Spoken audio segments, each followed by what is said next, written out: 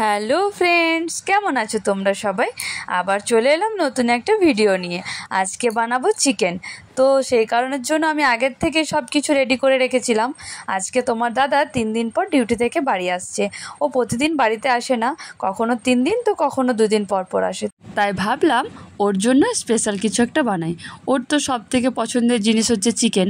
তাই চিকেনটা বানানোর জন্য আমি আগে থেকে সব কিছু রেডি করে রেখেছিলাম। ভালো করে সব কিছু পেস্টও করে নিলাম।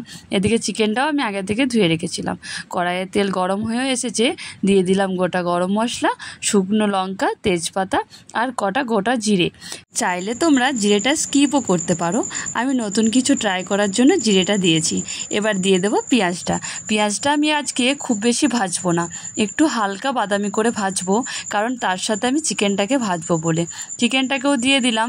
চিকেনটাকে দিয়ে এবার সাথে নুন, হলুদ সব কিছু দিয়ে ভালো করে নেড়ে চেড়ে বেশ কিছুক্ষণ ভাজতে থাকবো।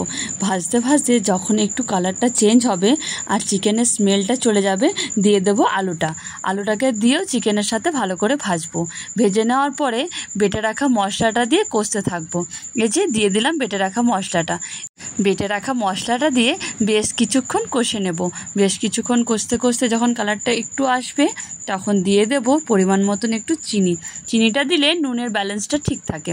দিয়ে দিলাম কাঁচা একটু টমেটো, আর একটু কালারের জন্য দিয়ে দেব শুকনো লঙ্কার গুঁড়ো। বেশি দেব না, কারণ আমার বাড়িতে বাচ্চা আছে তো, তাই ঝালটা বেশি হলে ছেলে খেতে পারবে না। এবার একটু ভালো করে ঢাকা দিয়ে কষতে থাকবো। চলো ঢাকাটা খুলে দেখা যাক। দেখো কি সুন্দর কালারটা এসেছে না? একটু একটু জল দিয়ে বেশ কিছুক্ষণ ভালো করে আর একটু কষে নেব, যাতে কালারটা একটু ভালো আসে। কষে নেওয়ার পর পরিমাণ মতন একটু জল দিয়ে দিলাম, যাতে চিকেনটা আর আলুটা সেদ্ধ হয়ে যায়। ঢাকাও দিয়ে দিলাম। চলো দেখো কি সুন্দর রেডি হয়ে গেছে আমার চিকেন। কালারটাও বেশ ভালো এসেছে, স্মেলটাও ভালো এসেছে।